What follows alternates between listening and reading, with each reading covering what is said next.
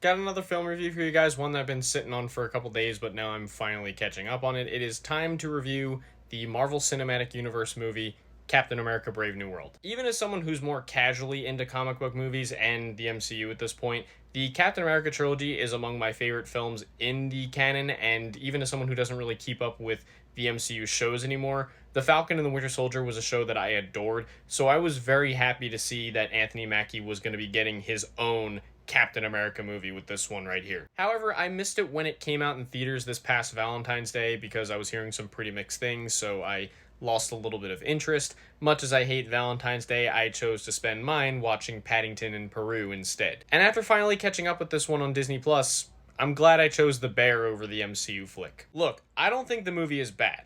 In my eyes, the MCU's weakest films are at the very least watchable, and that same principle applies here.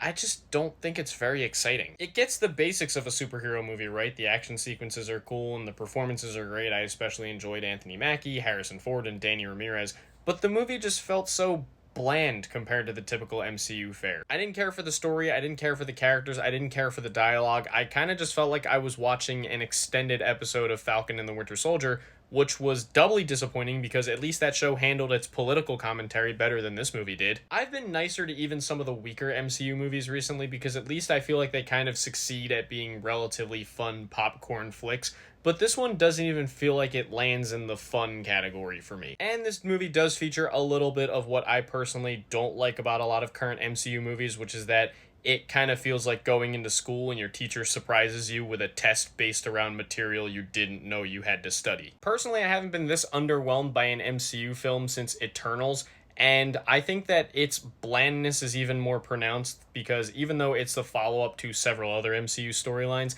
it's the fourth Captain America film and thus the continuation of what I feel are some of the finest MCU films. This one is so meh by comparison that it feels all the more disappointing. On my rating scale, Captain America Brave New World is going to get an okay rating from me. A pretty underwhelming MCU movie for me, and unless you're an MCU diehard, this one is a bit hard to recommend. By the way, yes, I know Thunderbolts just came to Disney Plus, and I know that because I finally got to watch it thanks to Disney Plus, so that will be the next film review that I do, so stay tuned for that.